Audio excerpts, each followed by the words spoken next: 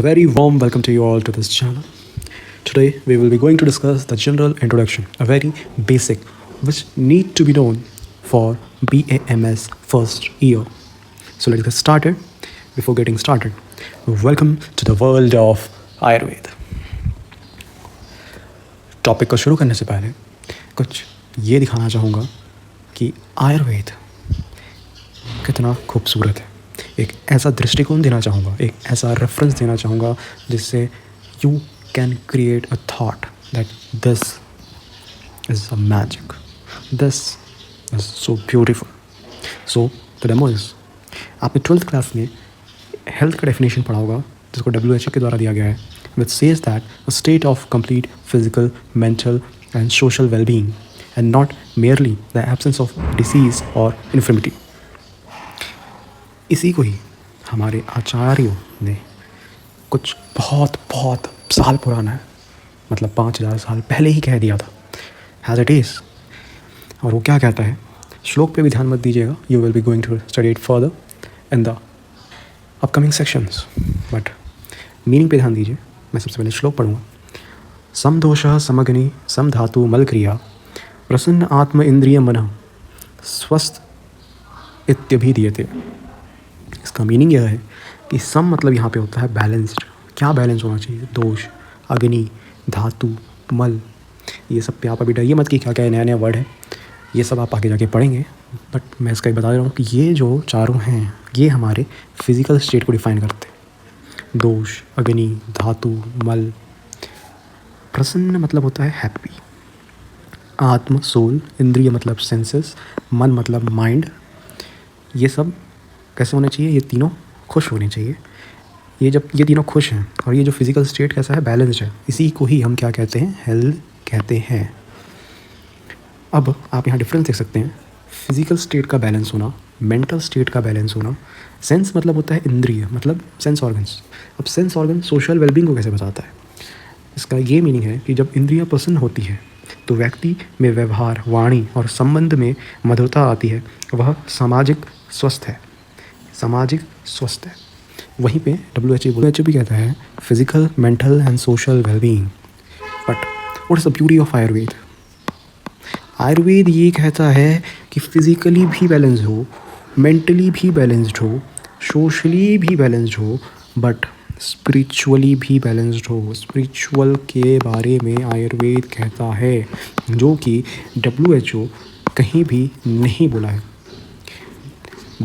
What you have studied, you will also study here, but there is a difference, not much, but you will be going to see how beautiful it is. So, coming to the topic, BMS first prof. आप बोलेंगे भैया ये first prof क्या है? First prof, देखो आप इसको first year भी कह सकते हो, फर्स्ट प्रॉफ बोलना ज़्यादा सही होता है। द रीज़न बिहाइंड इट, आपका कोर्स MBBS में जैसे होता है ये 5.5 साल का है, वैसे ही BAMS भी 5.5 ईयर्स का है, जिसको डिवाइड किया गया है 3 प्रॉफ में, और हर एक प्रॉफ 1.5 ईयर का है। और इस प्रॉफ में आप 5 सब्जेक्ट पढ़ते हैं। सबसे पहला सब्जेक्ट आप पढ़ेंगे रचना शरीर, क्रिया शरीर, पदार्थ विज्ञान, संहिता अध्ययन 1 और संस्कृत। रचना शरीर आपका एनाटॉमी है, अगर मैं मॉडर्न के लैंग्वेज में बोलूँ क्रिया शरीर फिजियोलॉजी है, पदार्थ विज्ञान, संहिता और संस्कृत ये आयुर्वेद में आते हैं। रचना में आप आयुर्वेद भी पढ़ेंगे और मॉडर्न भी पढ़ेंगे, जिसको एनाटॉमी कह रहे हैं। क्रिया में आप आयुर्वेद पढ़ेंगे और मॉडर्न पढ़ेंगे।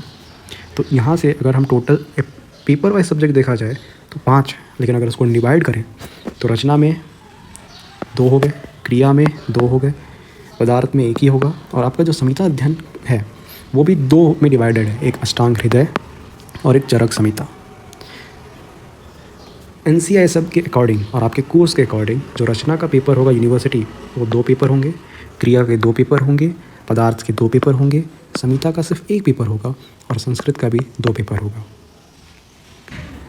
अब बात करते हैं सबसे मेन डाउट जो बहुत ही मिसअंडरस्टैंडिंग है कि BAMS जो है अपना आयुर्वेद, उसमें हम कभी कभी ये सोचते हैं या सुनते हैं कि फर्स्ट ईयर में ही संस्कृत होता है, बाकी तो ठीक है हम लेकिन थोड़ा सा किसी किसी को ये नॉलेज नहीं होता है।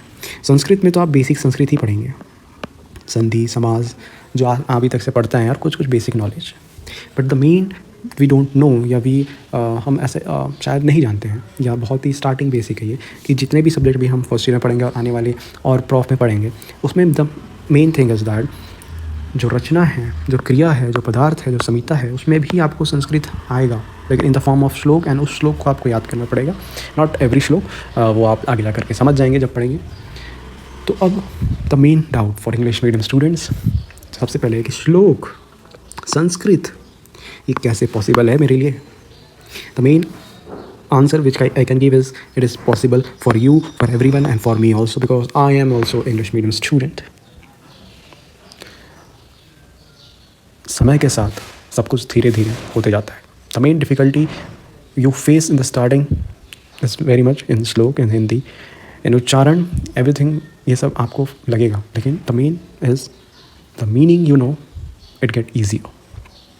And check out the description for NCISM first prof syllabus, print it out because syllabus बहुत इंपॉर्टेंट है, बहुत ही वास्ट सिलेबस है, एंड आप कुछ भी नहीं पढ़ सकते रैंडमली।